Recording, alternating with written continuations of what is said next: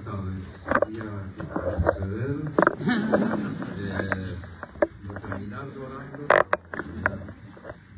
Tengo que empezar llorando. A quienes no cursaron este año la materia, prácticamente todas las clases regalábamos libros, de modo que vamos a terminar este curso también regalando libros. Solamente los alumnos de este curso, cuando se retiren, pueden pasar a buscar los libros. Son los últimos que me quedan y es por eso que tengo que jubilarme. Hay como un tic-tac de fondo que va marcándome el paso. Es una obra prevista en la que yo elegí comparecer ante la clase, no tanto para contar lo que he hecho, Perit, Feraine Academy, sino para tratar de entender por qué lo hice, por qué lo hicimos. Es el mismo reloj que nos marca el camino de la muerte. Yo creí morirme 2 veces desde que estoy a cargo de esta cátedra, pero sobreviví y nadie se dio cuenta de esos episodios críticos personales. Pero el cartero llama 2 veces, no 3. Así que prefiero ahorrarles el tercer llamado que con voz de cuervo me dirá nunca más. ¿Podemos bajar un poquito lo de arriba de todo? Había un poquito nomás. Como Milei. No, la vuelta.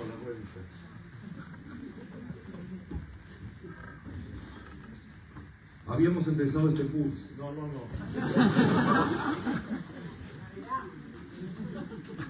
Está bien. Habíamos empezado este curso.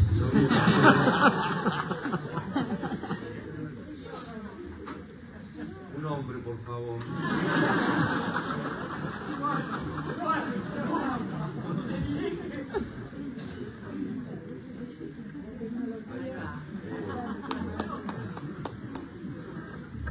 Habíamos empezado este curso, que lo había anunciado como mi último curso, con una reflexión que nos parecía imprescindible sobre los procesos de humanización y deshumanización.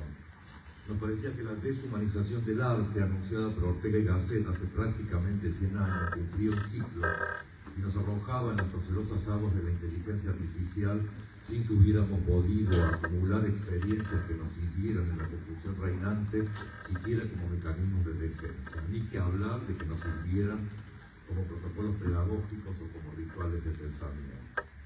Por lo pronto, durante este curso hemos experimentado con diversas inteligencias artificiales de texto, de singular, de ese ente, precisamente para demostrar sus límites, sus fallas. Las inteligencias artificiales no conocen el tic-tac de lo viviente, ni la duda, ni el entusiasmo, ni el deseo, que son los núcleos más consistentes de nuestra pedagogía, como Diego bien lo señalaba. Una de las formas de hablar del humanismo es considerarlo una declinación de la imaginación humanista, que hemos dicho. Y para hacerlo recuperamos algunos presupuestos. Imaginación y también imaginario derivan de imago, un concepto relacionado con el concepto de Umwelt, el entorno. En ese sentido, una imago sería el mundo tal y como lo vive cada especie, y por extensión, cada grupo, cada comunidad, cada pueblo. Y nosotros, si empezamos por Ortega, podemos considerarnos una especie afortunada, la especie que vive en y por los textos. De hecho, hay un texto, de entre tantos, de los muchos que hemos dado a leer en décadas previas. Es raro pensar lo que uno hace en términos de décadas, pero es un hecho. Hace 34 años, o 1.072.224.000 tic-tacs, que venimos haciendo lo que hacemos. Hace, en todo caso, entre muchos textos que hemos dado a leer uno que se llama Reglas para el Parque Humano de Peter Sloterdijk, que podríamos pensar en el contexto del agotamiento de la imaginación humanista como una respuesta posible a la pregunta ¿cómo y para qué reproducirse? Y a la pregunta asociada ¿cómo garantizar la continuidad del sujeto? En nuestros términos, ¿cómo para qué reproducir los saberes del siglo XX en su literatura? Y cómo garantizar una cierta continuidad pedagógica para una cátedra como esta, formada por un grupo compacto y al mismo tiempo heterogéneo de compañeras de trabajo que estamos juntas desde hace 1.072.224.000 años. Marcela Grocco, Paula Croci, Diego Equiveña, Laura Isola, Max Julián, Valentín Díaz, Miguel Rossetti. Y la memoria de quienes estuvieron y dejaron su marca, Claudia Posada, en primer término, la junta jubilada, la que nos iluminó y nos dijo, hay que jubilarse. Que, por cierto, por eso mismo nos regaló la idea de que hay vida más allá del zigzag pedagógico, como viviste, ¿no? Delfina Muschietti, Carlos Gamerro, Claudia Gilman, María Ibarren, Silvia Ferman, Alejandro Palermo y Diego Carvallar, que no tiene cargo formal, pero es el dueño musical destacable. Y los que lidérrimos adscriptos, de quienes tanto hemos aprendido. Veo a Carmen recién y ¿dónde estás? Ahí está Carmen, y veo por supuesto a Germán aquí, entre tantos hombres. Por supuesto podemos pensar este crepúsculo humanista que habitamos para pensar el presente como un momento particular de la globalización digital, a la que hemos situado respecto de un sistema de oposiciones típicamente alemán, la cultura versus la civilización. El asunto, lo sabrán, lo habrán leído, estaba también en Brecht, donde la civilización se contagia de sífilis. Ese sistema de oposiciones repite como un ritornelo un sistema de oposición clásico, la oposición entre la vida griega y la humanitas latina, el humanismo inhibidor propiamente. Ayer nomás, en la clase de ayer, alguien se sorprendía de que yo me manifestara incapaz o indeseoso de vivir en las Europas. Parecía que porque damos literaturas europeas deberíamos identificarnos con los estilos de vida de esas sociedades provincianas. Y es rara la confusión, porque en cada curso hemos subrayado nuestra perspectiva excéntrica, tercermundista, subalterna, sobre lo que voy a volver en la segunda parte de esta lección. Puestos a hablar de literatura mundial, no podemos competir con nadie. Están los nombres de Adorno, de Curtis, de Moretti, o sea, podemos decir lo que se nos dé la gana porque nunca vamos a dar el Pinel. En este curso en particular interrogamos las ideas de pueblo, pero lo hicimos teniendo en cuenta, como dice Sloterdijk, que vivir, formar esferas y pensar son expresiones diferentes para lo mismo. Por eso abrazamos una pedagogía amorosa y ultra situada. Como hemos dicho varias veces en estos últimos 40 años, y aquí voy a corregir la cita que hacía Diego, la clase es el lugar de todos los intercambios. Quien no quiere saber nada de construir esferas tiene que mantenerse alejado, naturalmente, de dramas amorosos. Y quien elude el eros se excluye de los esfuerzos por buscar claridad sobre la forma vital. Las preguntas que quedaron antes formuladas, cómo y para qué reproducirse y cómo es posible la continuidad del sujeto, sobrevivieron durante un par de milenios, tic-tac, tic-tac, como fundamento de unas humanidades moduladas según diferentes ambientes. El humanismo clásico, el humanismo judeo-cristiano, el humanismo burgués, el humanismo liberal e incluso, dado que se me aplicó impiadosamente el rótulo del profesor Pop, heredero del profesor Hippie de Luis Andrini, incluso entonces el humanismo posmoderno. Hacia finales del siglo XX todos esos rótulos perdieron su sentido, nada garantiza ya la continuidad del sujeto y seguimos preguntándonos cómo y para qué reproducirnos.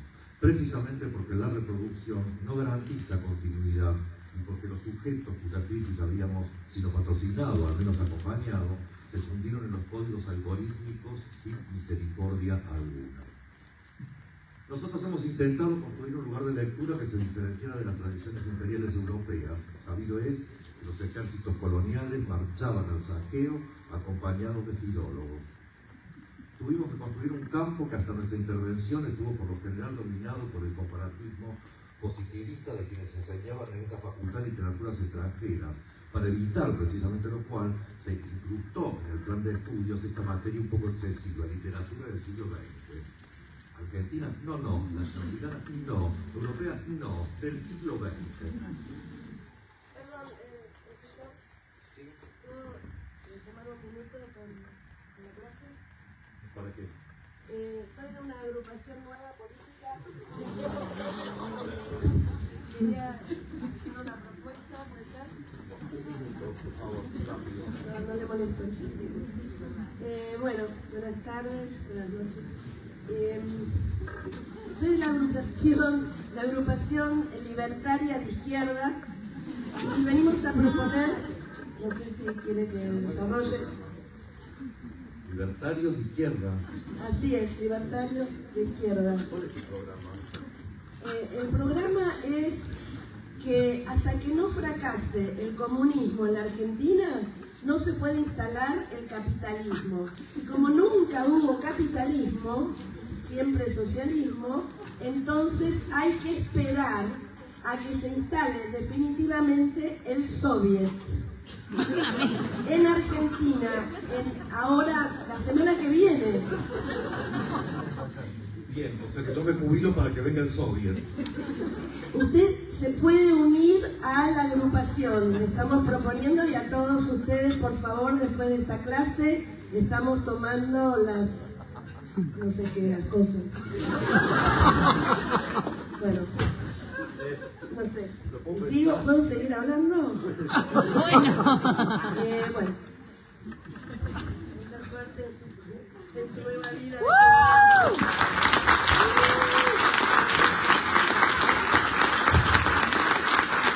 No podría pasar la intervención estudiantil como la política en Argentina, cualquier cosa, porque no es.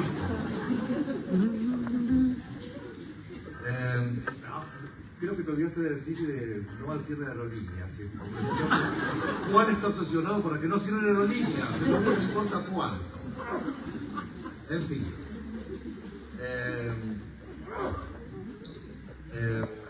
Siempre pasa lo mismo, aparte hay que volver a la clase después de bueno, tenía que suceder. Tuvimos que construir un campo que hasta nuestra intervención estuvo por lo general dominado por el comparativo positivista de quienes enseñaban en esta facultad de literaturas extranjeras. Como la perspectiva que nos interesa subraya que uno es siempre extranjero en su propia lengua, debimos recurrir a un modelo menos prescriptivo, ni el optimismo tecnocrático del que nuestro amigo Franco Moretti ya se ha arrepentido, del eurocentrismo crítico de Pascal Casanova, a quienes dimos a leer en su momento, nos servía. Por el contrario, preferimos el paradigma que se deriva del pensamiento de Jean Bessières y otros críticos de la disciplina, para quienes la literatura comparada debería ser post-europea y post-occidental. No sería posible dar aquí la lista de los nombres que funcionan para nosotras como linternas en la noche, pero no podemos olvidar a Otto Arete, a Elvira Arnoux, a Josefina Ludmer, a Ricardo Piglia y a Raúl Antelo. En nuestras palabras, ejercemos el derecho a leer como negros. En Reglas para el Parque Humano, del 99, Sloterdijk pensaba la larga marcha de la Humanitas como una tradición que podría entenderse como organizada en torno al amor y la amistad, en todo caso como componentes imaginarios, es decir, una cadena de cartas para los amigos. Un libro mío tuvo toda una primera parte escrita en forma de cartas. No es que lo pensé de ese modo, sino que eran directamente los intercambios que había tenido con unos alumnos mexicanos en un curso remoto de posgrado. Y me pareció justo conservar la forma de esos intercambios que involucraron una amorosa dedicación de ida y vuelta en la alta noche. En la historia de esa comunidad de amigos que se escriben, en la que nos inscribimos, resulta importante la intervención de los amigos latinos, que fueron quienes se encargaron de traducir las cartas de los amigos griegos, sin las cuales no podríamos estar hoy hablando de lo humano tal como lo hacemos. Por otro lado, se podría pensar este humanismo como un sueño o una fantasía sectaria, la secta de los que sabemos leer. Esta casa, en esta universidad, alberga esa clase de sectarios, o eso se pretende. En este particular momento, tal vez convenga huir de esa fantasía o en todo caso renovarla, porque la lectura se ha vuelto sospechosa de sedición. El tic-tac marca ahora lo que falta para que nos lleven presos por leer tales libros o por ponerlos a disposición en las bibliotecas escolares. No pretendo victimizarme, casi todo lo que está pasando es un poco culpa nuestra. Así que conviene retirarse a pensar en la propia responsabilidad en el devenir de los asuntos públicos.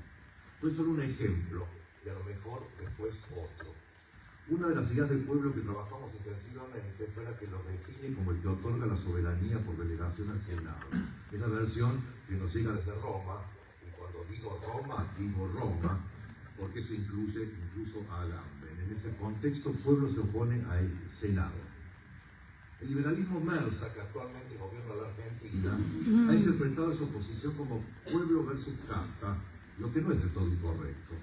Pero a nosotros nos obligó a pensar cómo y por qué el pueblo decide delegar su soberanía en aquellos que serán sus verdugos, eso pasó varias veces durante el siglo XX, una vez que hayan cooptado el poder de casta.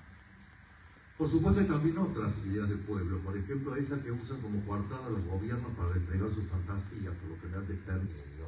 En nombre del pueblo se hace tal cosa, como se señalaba en griego, se crean campos de trabajo forzado para homosexuales, judíos y gitanos, o se crean clínicas para la experimentación sobre enfermos mentales, adictos o discapacitados, o se prohíben tales o cuales manifestaciones de arte degenerada, sobre todo si es financiada con fondos públicos. Que el siglo XX haya tenido lugar no significa que celebremos todas y cada una de sus ocurrencias, sino que nos obligamos a tenerlas en cuenta en términos de las implicancias, los costos y las consecuencias de las decisiones éticas que se toman. De lo anterior se deduce un cuarto límite para mi pedagogía en este espacio. Si nos identificamos con la causa pop es porque adheríamos a una filosofía pop que tiene dos nombres emblemáticos, Deleuze y Guattari. Fuimos venecianos silvestres desde el primer momento, hasta que el señor Milley apareció en el horizonte. Hoy ya no podemos sostener la misma convicción acríticamente. Hay que separar el pensamiento anarco de Deleuze y todas sus figuras del anarcocapitalismo. Esa tarea es extremadamente compleja pero necesaria. No podemos dejar que se confunda un cierto pensamiento con el vacío de todo pensamiento que caracteriza al anarcocapitalismo que reina entre nosotros. Sabemos por dónde empezar. Deleuze y Guattari expresaron la noción de libertad a la que asociaban con un estado de la humanidad ya insostenible, el humanismo burgués. No se trata de alcanzar la libertad, sino más bien de encontrar una salida. Pues bien, yo salgo a buscar la mía. En efecto, en algún momento del siglo XIX, el humanismo se vuelve humanismo burgués. El Estado moderno masifica ese modelo a través de la escolarización.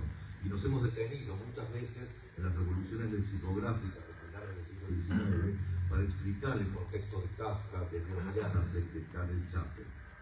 Lo que viene después de las dos guerras mundiales, cada una con una invención técnica decisiva, la radio y la televisión, son sociedades posliterarias, posepistolares, poshumanísticas. No es que desaparezca la literatura, sino que más bien adopta un papel marginal y ya no puede producir síntesis de conocimiento. La literatura se vuelve un saber subalternizado sobre lo que voy a volver más adelante. Para nosotros eso pudo haber sido la peor pesadilla, pero pudimos resguardar nuestro desencanto en un siglo que tuvo lugar y lo tuvo precisamente sosteniendo la literatura como una herramienta explicativa, estratégica, glamorosa, incluso en el momento en que nos susurra al oído que agoniza. Ahora bien, ¿cuál es el contenido del humanismo? Rescatar a los hombres de la barbarie, amansarlos. La humanitas, desde siempre, fue aquello que se oponía a la cultura industrial, que funciona más bien en relación con la excitación. En el caso de los romanos, la cultura humanística se oponía al circo romano, y nosotros trabajamos en este curso a partir de una instantánea de un pueblo de Luciérnaga, los frocios italianos, para usar el elegante idioma papal, de espaldas al Coloseo. Si la pregunta de la época es ¿qué amas? Frochos es maricón, no sabe lo que es un papa que anda diciendo que lo sé, no se rieron y la idea era que se rieron. Está sorda. Nos reímos. Ah, bueno.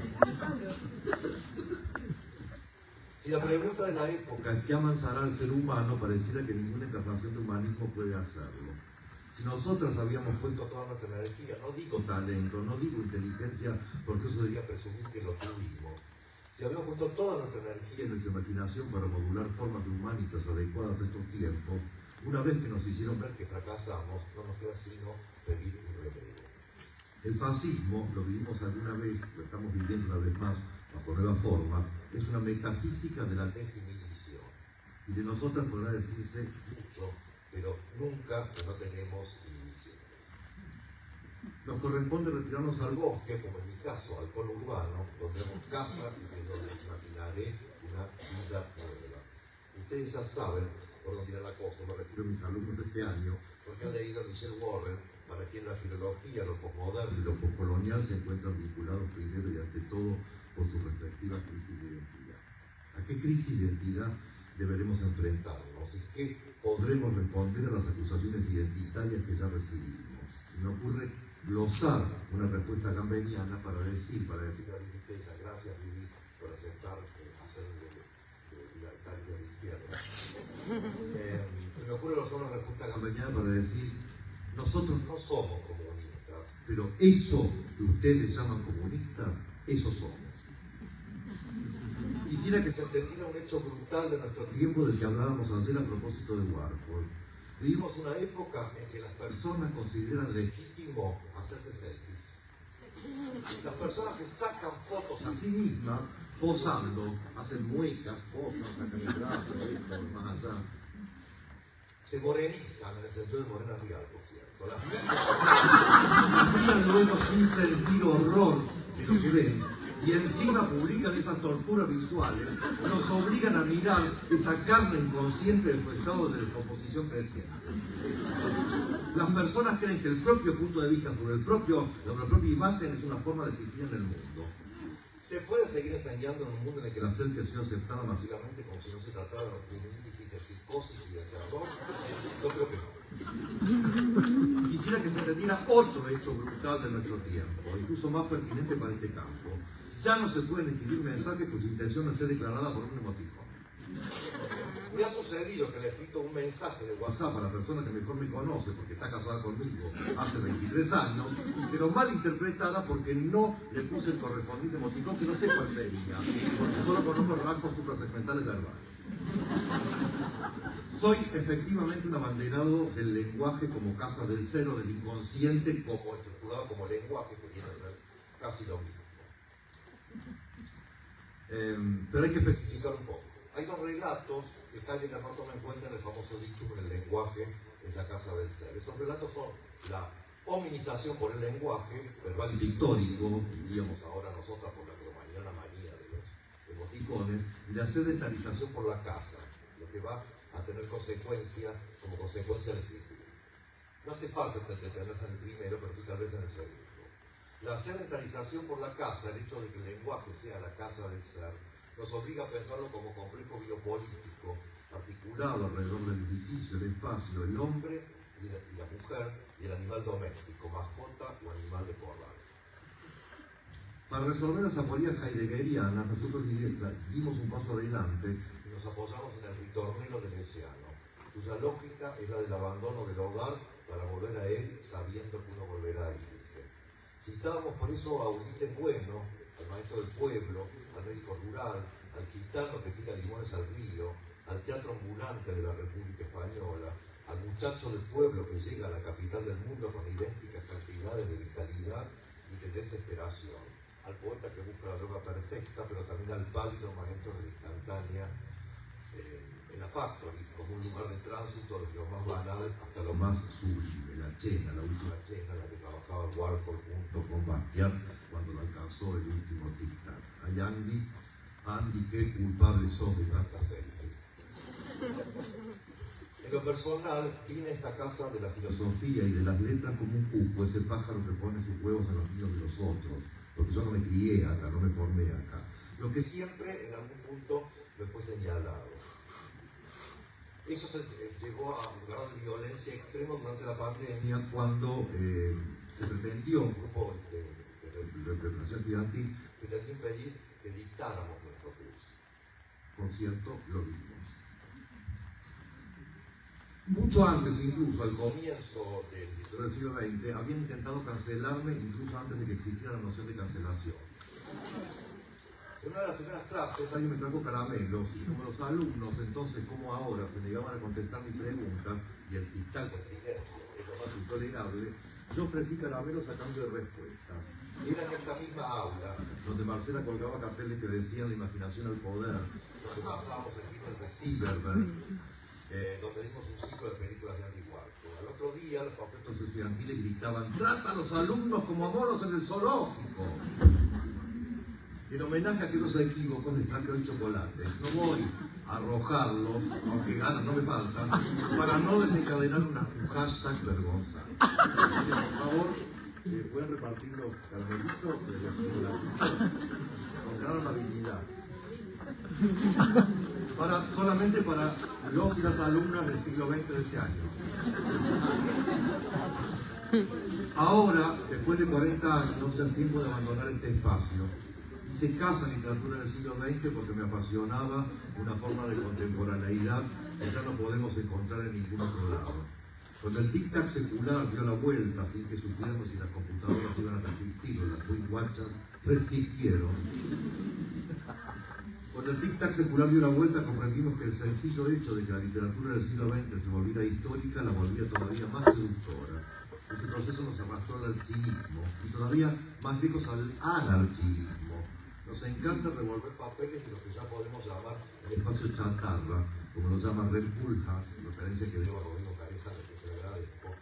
El espacio chatarra, es decir, un confuso imperio de lo borroso que funde lo alto y lo bajo, lo público y lo privado, lo recto y lo torcido, lo saciado y lo famélico, para ofrecer un mosaico perfecto de lo desarticulado. Ahí funciona la literatura, y la cultura literaria, antes de su masificación, habíamos dicho, tuvo efectos selectivos, casi al borde de la diferenciación de especies.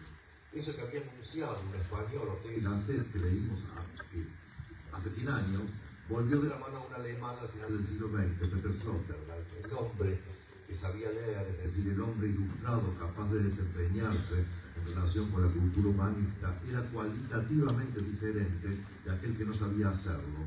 Y esto es lo que explica por qué el humanismo llegó a ser, de algún modo, la máxima violencia para el hombre, justificando el saqueo colonial, las matanzas genocidas y el desprecio hacia quienes herían los universales. Para no ir demasiado lejos de nosotras, que leemos como negros, recordemos que, cito, para el período 1821-1848, en las llanuras de La Pampa, Patagonia y Chaco se registran más de 40 grandes enfrentamientos, en los cuales estimativamente fueron muertos 7.587 indígenas, de acuerdo con el siguiente detalle: 6.458 ranqueles, morongas, araucanos y tehuelches, 679 guaycurúes y 450 pehuelches.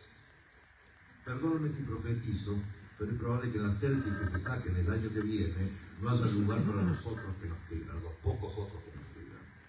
El vacío que deja el humanismo por su crisis terminal, provocada tanto por su misma lógica como por la aparición de las nuevas tecnologías, hace que sea necesario pensar una nueva estructura del cultivo propio, cultivieren Struktur, como dice Sloterdijk. ¿Servirá esa cultura del cultivo propio para mitigar la ola de desenfreno y desinhibición que vivimos? O, como nos gusta decir a Claudio Escribano y a mí, la ola de guaranguería inversada liberal. Según Sloterdijk, agotado el modelo de la Humanitas, que sigue la lógica cristiana de manadas y pastores, lo que hay que entender es que los hombres se sostienen y cuidan a sí mismos, algo que equivale al cuidado de Sísifo o al piano. Les hemos pedido una extrema precaución respecto de las palabras, pongan si quieren emoticones, porque dicho así pareciera que Foucault y Deleuze son igualmente libertarios. Ya propusimos una forma de sacar a Deleuze y a Foucault de ese lugar, pero como a Sloterdijk no le queremos tanto, si quieren entiendan sus palabras en esa dirección, y de hecho mis amigas berlinesas lo han hecho y detestan a Sloterdijk, que caracteriza como un defensor del liberal.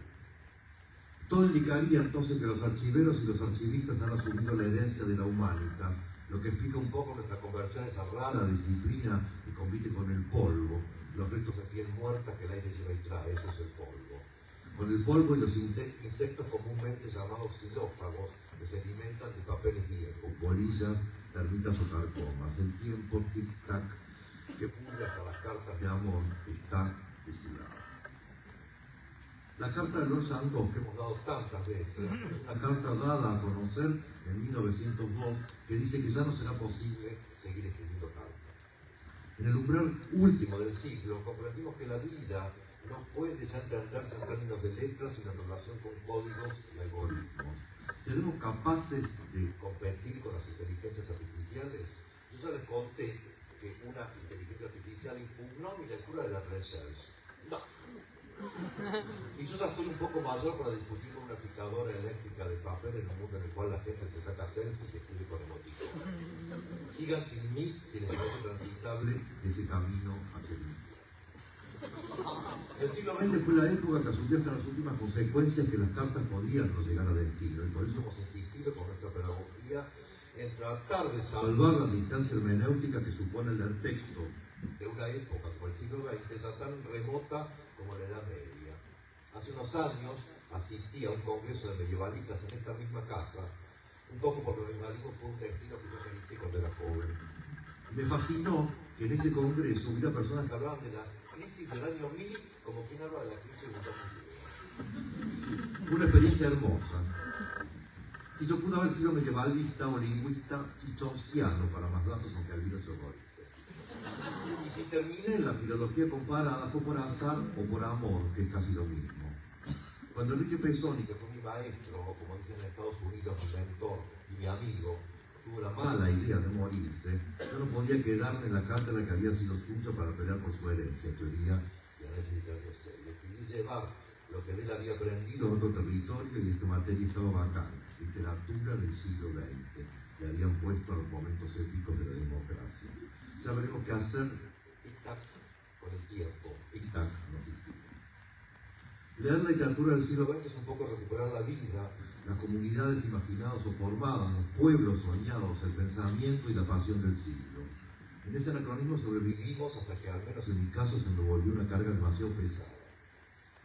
Pajak Guiñar escribe que llevamos en nosotros el desconcierto de haber sido concebidos, y especifica: la humanidad es la consecuencia de una escena que enfrenta a dos mamíferos, un macho y una hembra cuyos órganos urogenitales, siempre que la anormalidad los invada, a partir del momento en que se vuelven claramente deformes, se acoplan. La humanidad es pues una consecuencia de una escena de anormalidad y deformidad originaria. La humanidad es anormal o monstruosa en sus orígenes y no es más porque esa escena está heteronormada. Atención, no recuerdo haber pronunciado esta palabra antes en esta casa. La aclaración es importante porque muchas veces se olvida que los desplazamientos laborales nos obligan a decir ciertas cosas y nos obligan a callar otras. Si es cierto, como dice Guiñar, que el hombre es aquel a quien le falta una imagen, la literatura sería la respuesta a esa falta de imagen o a esa imagen de la falta. Nuestros cursos siempre se sostuvieron en los bordes del canon heteronormal. ¿Qué hemos hecho, además de envejecer ante ustedes, además de morir discreta y microscópicamente? ¿Qué huellas ha dejado nuestro tic-tac pedagógico? Diego dijo algo de eso, yo voy a ir por otro lado. Hemos postulado una idea de literatura, hemos examinado ideas de pueblo, de guerra, de mundos posibles. Hemos dejado rastros de lipstick y de vida en los libros que hemos dado a leer. Hemos salido de casa o de la nave nodriza para fundar en otros planetas colonias sustentables. Y hemos propuesto políticas del saber donde la literatura encuentra su justo lugar. Lo que no hemos podido hacer fue abstenernos de nuestra propia lengua, no la española, sino la rioplatense, y nuestra propia localización, que es al mismo tiempo el barrio en que vivimos y el terrible territorio novomundano. Leemos como negros.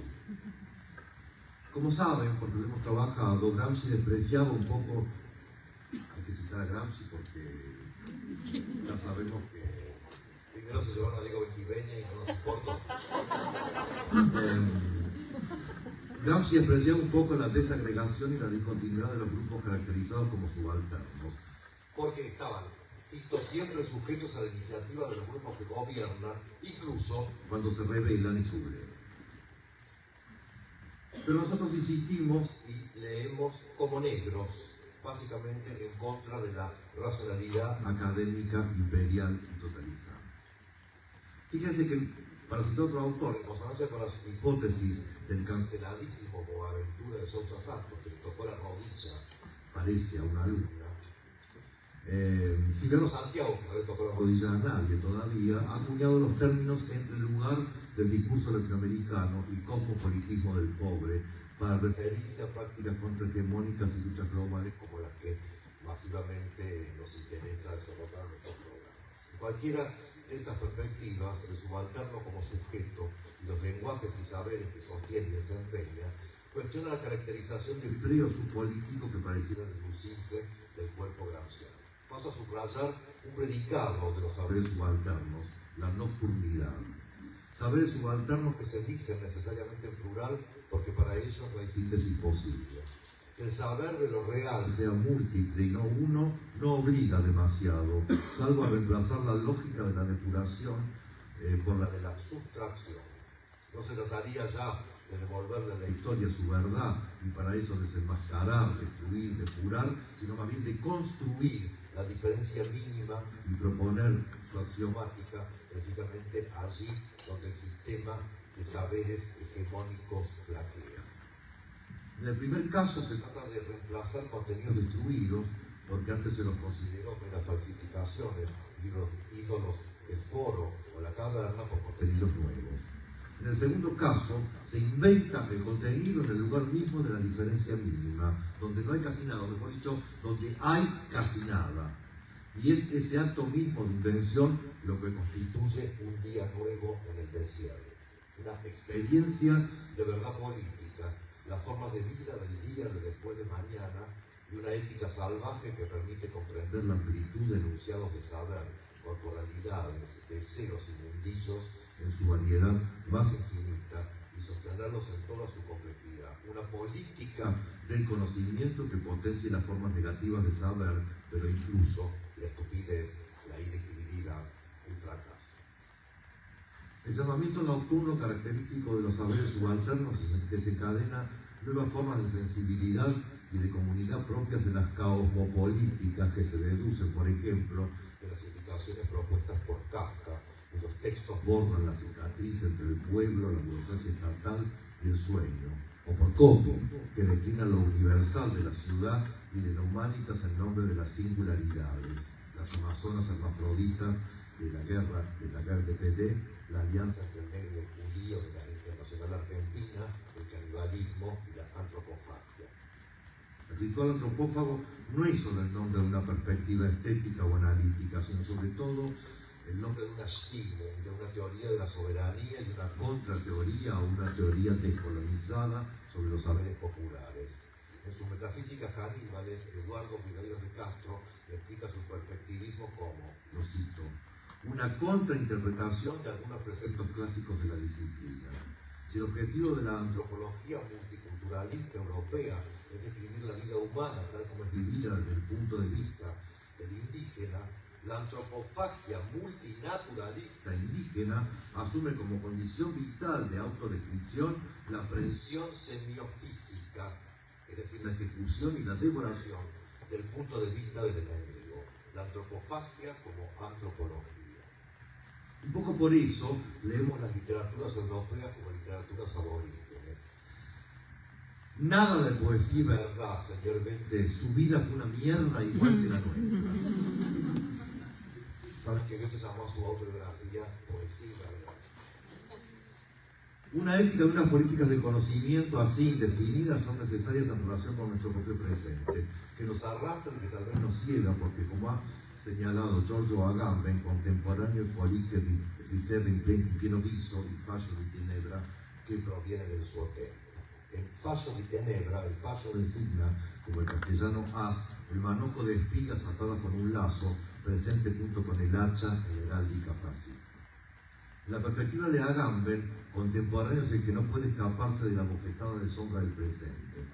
Y si la relación de contemporaneidad es con nuestro presente supone la consideración de la posautonomía, la presión semiofísica, la excentricidad y lo salvajemente queer, no como elección, sino como devenir irresistible, pensar el pueblo solo como comunidad de destino, se comprende el modo en que las piezas de rompecabezas de nuestra época se muestran como una roca hecha pedazos y la sociedad completamente rota.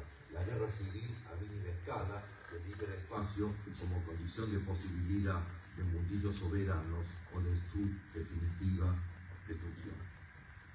En su historia de Sarmiento de 1911, Leopoldo Lugones, el autor de Las montañas del oro, recurre a Andes, Alpes, moles, montañas y otros símiles pétreos para caracterizar la grandeza atormentada de ese hombre andino con perfil histórico de Cuba. Por su parte, Ricardo Rojas dirá al año siguiente, cuando inaugure la Cátedra de Literatura Argentina, y luego repetirá su historia de literatura argentina, que para nosotros es más o menos un libro equivalente al Neger Plastic de Carl Einstein. Rojas dirá entonces que la literatura gauchesca es la roca primordial de las letras argentinas. Coppi, que tiene tanto que ver con esto de esta cátedra. Trabajamos Coppi básicamente, bueno, justamente los dos artistas a los que mencionaba. Vos trabajabas con el grupo Pánico, y Coppi en el seno del grupo Pánico, y Germán ha trabajado a partir de la noción de Argentinos de París, en los dos casos como profesor argentino, y luego, bueno, en tu caso hiciste una tesis maravillosa. ¿Trajiste el libro para promocionarlo? No solo para eso. No para el libro personal. Él solo asiste para que le nombre a él. a todos estos asuntos mucho antes que nosotras, no toman Gaucho o Padrito, Malego o Cachafaz del yacimiento pétreo. Primero reconoce el carácter destituyente de la figura patriótica. El Gaucho no es solo Fierro, sino también Moreira o Isidro Velázquez. Es decir, subalternos de paso por la República de las Letras, y cuyo paso es un paso de guerra, el fuera de tiempo de la revuelta, una fuga hacia otra parte. Y hacen en consecuencia, estallar las montañas del oro, que naturalmente se confunden con las montañas del Aura. Lo que queda es la arena del olvido al borde de un río, el río de la Plata, que el agua lleva y trae, es decir, la piedra reducida a mínimo, lo molar atravesado por tartamudeos moleculares. La relación de contemporaneidad nos exige, pues, la actitud de escucha y de silencio expectante respecto de la pregunta sombría que desencadena lo intempestivo de los saberes sometidos. Lo que desaparece en el mismo instante y en el mismo intersticio en el que lo brutal y lo cruel se imponen como único comportamiento o gesto digno de ser desempeñado, esto es lo que está pasando, es la posibilidad misma de un vocabulario y con él de toda lógica de diferencia y repetición en la cual pierde el sentido, la política, la vida. Había dos formas de enfrentar el derrumbe del sistema de equivalencias puras, la forma que el humanismo tuvo en nuestras infancias y la falta de vocabulario. Por un lado, la lógica paranoica de la cual, justo que decirlo, conviene abstenerse. Por el otro, la producción de nuevas condiciones de vida, como si se nos dijera, lo que te define no es la roca de una moral, una patria o un mercado, sino la arenita y el viento de un cierto deseo, una inclinación, una atracción, un gusto, porque hay dinamen, hay posibilidad de vida y hay posibilidad de pueblo. La dispersión de las palabras permite una promiscuidad inverosímil de los seres, cito Foucault. Promiscuos y poshistóricos en tonos internacionales, translingüísticos y transgénero, los seres sometidos que viven en saberes colectivos o que viven colectivamente en saberes sometidos, se entregan extrañas investigaciones existenciales sobre el ser, no confundir con la selfie, y sobre todo sobre las comunidades imposibles del día después de mañana. El problema del futuro político de América Latina, mentado por Mario Bellatín en Perros Héroes, es precisamente su resistencia a ser articulado como premio. Pensar de noche, pensar la noche. Pensar de noche y pensar la noche al mismo tiempo que la noche nos piensa. ¿Acaso hay un instante más propicio cuando la máquina descansa para entregarse a los fantasmas y las figuras de unos pensamientos trasnochados? ¿No subraya precisamente eso Alejandra Pizarnik en los trabajos y las noches que invierte a Hesíodo y el destino ontológicamente laboral del ser humano que él propone? Los griegos inventaron la forma peripatética del pensamiento que Heidegger llevó a los senderos que no conducen a ninguna parte. Holstein los llamó él. Aunque se diga que los griegos inventaron la filosofía, nos llegaron apenas el pensamiento diurno, trabajos y días, ciencia soberana. Para Severo Sardú, poeta, archivista, diagramatólogo, teórico, la filosofía platónica constituye una forma de terror. Sloterdijk, ya lo dijimos, quiere salvar el jardín de los infantes filosóficos de la insolencia del concepto por la vía del erotismo, o lo que es lo mismo, piensa que la mejor hora para recorrer los senderitos del jardín platónico es cuando cae la noche, hora mucho más propicia para implicarse en asuntos amorosos que el clarísimo mediodía. El pensamiento griego es diurno, solar, apolíneo, olímpico, de allí la continua sospecha sobre los poetas, adoradores de la luna, nocturnos, siempre al borde de las herejías autóctonas, lo monstruoso que habita la tierra. Lo tónico, el golem, se opone a lo olímpico como el inframundo se opone a lo celestial. La lucha de los héroes griegos contra los monstruos tónicos debe entenderse como el esfuerzo para escapar a la autotonía y la imposibilidad para lograrlo. Lo leímos en Lorca, en sus poemas y en su muerte. Lo dejamos planteado también para Pedro Páramo, el texto fetiche que no llegamos a leer este año. La imagen diurna del pensamiento llega hasta Nietzsche, que la desbarata un poco, pero como Heidegger retoma la costumbre griega de pensar caminando a través del bosque, parece que hay que esperar hasta Foucault al menos para encontrar una operación de pensamiento radicalmente nueva, el pensamiento de la noche o del gabinete trasnochado. El curso de Foucault, Defender la sociedad, comienza con una caracterización de los saberes sometidos. Dice, bloques de saberes históricos que estaban presentes y enmascarados dentro de los conjuntos funcionales sistemáticos. Y B, serie de saberes que estaban descalificados como saberes no conceptuales, como saberes insuficientemente elaborados, saberes ingenuos, saberes jerárquicamente inferiores, saberes por debajo del nivel de conocimiento o de la cientificidad exigidos, saberes de abajo. Aunque Foucault no lo diga explícitamente, tal vez los saberes de abajo son los que sostienen la literatura, ese discurso exterior a la filosofía, y coincidan con los saberes de la noche, que crean sus propias figuras de pensamiento, sus fantasmas y sus sombras. Este curso, mi último curso, dejó de ser un curso nocturno o crepuscular para pasar a ser un curso vespertino, 18 a 20.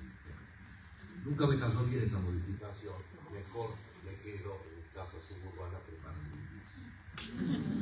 En el dedo gordo, Bataille define el bajo materialismo, materialismo de la noche. Baja la mirada y encuentra los pies e incluso las garras de las uñas mal cortadas, las patas sucias, como quien dijera, los pies noirs de Derrida, que está feo.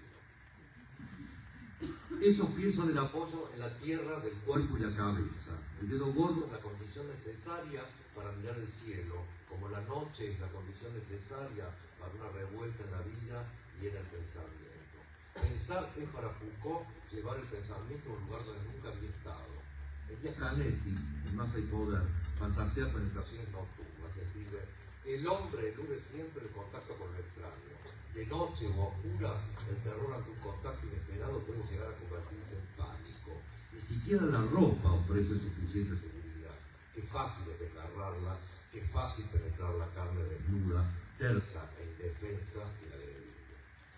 De modo que pensar de noche, pensar la noche, es entregarse al tibio miedo o al pánico, a la inseguridad, a lo desconocido y lo inclasificable. No es La noche boca arriba de Cortázar, cuento que casualmente apareció en alguna clase de este curso, el lugar donde se postula a la guerra florida como gnomo salvaje de lo que somos.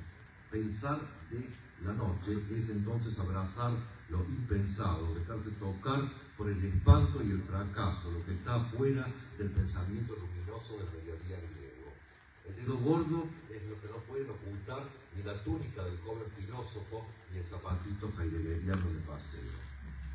Una de las más eminentes historiadoras del país, que por suerte es amiga mía, contaba que cuando era alumna en esta casa se avergonzaba los días que llovía porque llegaba a la facultad con los zapatos embarrados, se vivía en una calle de tierra. En ese barro pudo ella hacer pie para construir su monumental Historia de la disidencia. ¿Saben de quién hablo? Fernando Molina, claro. Pier Paolo Pasolini, que para nosotros es el amadísimo, señaló en un célebre texto de 1975. A inicios de los años 70, a causa de la contaminación del aire y sobre todo en el campo, a causa de la contaminación del agua, los ríos azules y los arroyos transparentes, han empezado a desaparecer las luciérnagas. El fenómeno ha sido rápido y fulminante. Después de unos pocos años las luciérnagas ya no estaban más. Son ahora un recuerdo bastante desgarrador del pasado. Y un hombre mayor que tenga ese recuerdo no puede reconocerse a sí mismo joven en los nuevos jóvenes y por lo tanto no puede proferir aquellas lindas quejas de ignorancia de otros tiempos. La desaparición de las luciérnagas era para Pasolini correlativo de la mutación antropológica que fue su obsesión hasta su muerte. Y marcaba también la aparición de nuevas formas de fascismo. Las luciérnagas de Pasolini eran predicados de la noche, puntos luminosos que hasta podrían postularse como condensaciones iridiscentes de saberes. La mutación antropológica es la consecuencia de la técnica, y Pasolini es categórico. Yo, por más multinacional que sea, daría toda la Montedison por una luciérnaga. El tema fue retomado por Didier Berman, que leyó bien el antecedente de las luciérnagas pasolinianas. Son los gusanos de luz, luchole, que Dante pone en el infierno y que se oponen a la luz, lume, gloriosa y terminante del paraíso. La luz cósmica y paradisíaca es como una luz del mediodía griego. Las lucholes, en cambio, vagan en una burbuja sombría e impiden que la oscuridad se hunda definitivamente en las tinieblas. En una carta del 41, Pasolini ya había dado la aparición de las luciérnagas habíamos visto una cantidad inmensa di lucciole, a una forma alegre del erotismo, una alegría inocente y poderosa como alternativa a los tiempos demasiado tenebrosos o demasiado iluminados del fascismo triunfal. Como imagen del saber, las lucciole son una luz menor y su condición de posibilidad es la noche, no las tinieblas, no, la noche. Esa luz menor, podría decirse, está afectada por una colectivización. No hay una luciérnaga, hay luciérnagas. Por eso mismo hablan del pueblo y de las condiciones revolucionarias inmanentes a su propia marginalización o desaparición. Pensar de la noche es entregarse a una forma de bioluminiscencia. Las luciérnagas no se iluminan para iluminar un mundo que querrían ver mejor, sino que delimitan con su luz el espacio en el que alguna danza amorosa podría tener lugar. Por eso hay que pensar la noche, por eso hay que pensar de noche, para poder construir esferas, es decir, imaginar comunidades, sostener lo viviente, generar saberes. La luz cegadora de la Aufklärung y de los saberes hegemónicos no sirve para eso, porque lo quema todo, hasta la esperanza política. El poder es luminoso, el contrapoder o la potencia repugnan intermitentemente en la noche. Pensar de noche es dar una forma a los terrores nocturnos de los que hablaba Canetti. Ser tocado por una luz apenas tibia, un saber, un destello de idea, acaso un monstruo, pero en todo caso que haya tacto, como lo había entre las luciérnagas romanas cuando Pasolini gozaba de su misma dicha, cuando el joven parisino de Cortázar, desforjado de su motocicleta, se entregaba al sacrificio americano, o cuando Coppi tocaba el corazón de Pietro Gentiluomo, metiendo su mano a través del ombligo, esa cicatriz originaria, en el baile de las locas. Saber luciérnaga, ese de la noche, saber clandestino, jeroglífico lunar, emblema lorquiano, saber de las realidades constantemente sometidas a censura, saber de la desaparición de los pueblos en desaparición, saber de los seres que nadie ama, a los que todos temen, saber del que no sabe nada, esos son los saberes de la noche. No vivimos en un mundo sino entre mundillos. El primero está inundado de luz plena, el segundo está atravesado de resplandores. Los pueblos luciérnaga de Pasolini se retiran en la noche, buscan como pueden su sabiduría, su libertad de pensamiento, huyen de los reflectores del poder y de la luz cegadora del pensamiento divino. No embargo, el más repugnante de todos los filósofos, el que veía espíritus puros montados en caballos blancos, alguna vez tuvo que declarar que Comte filosofía suspect. Viene la filosofía, llega siempre tarde. El pensamiento ordenado del filósofo llega, en efecto, siempre demasiado tarde, cuando algo de la vida ya ha envejecido, tic-tac, y se ha perdido irremediablemente.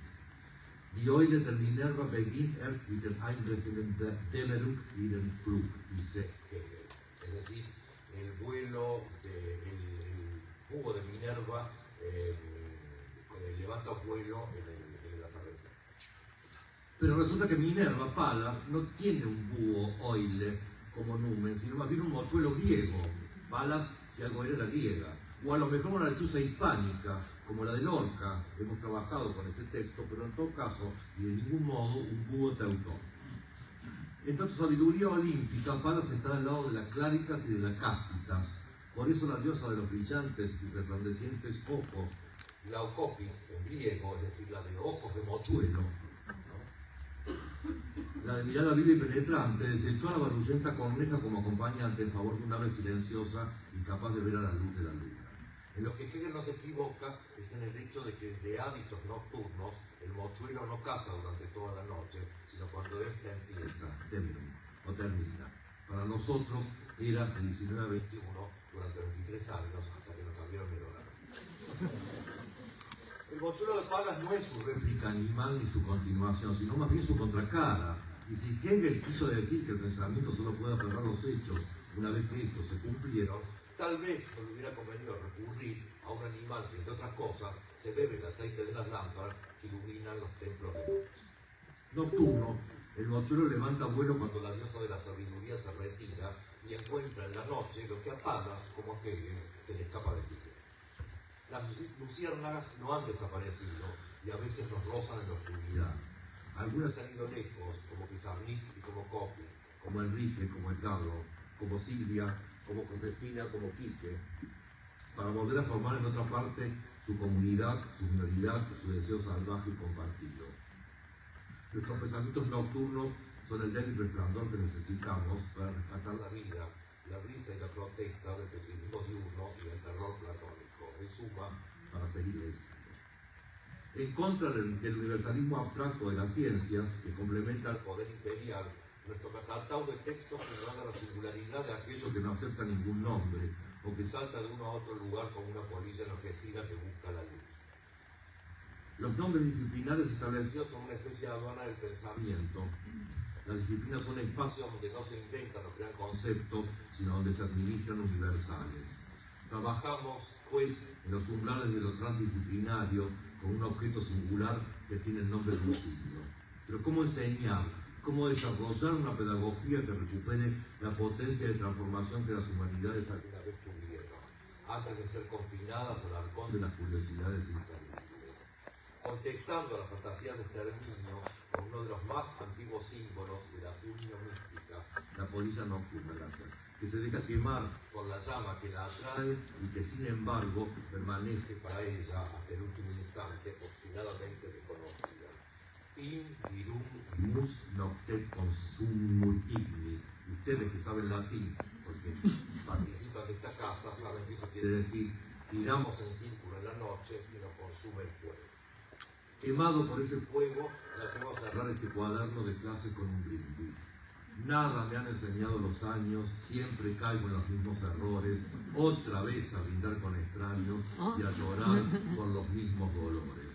Tómate esta botella conmigo y en el último trago nos vamos.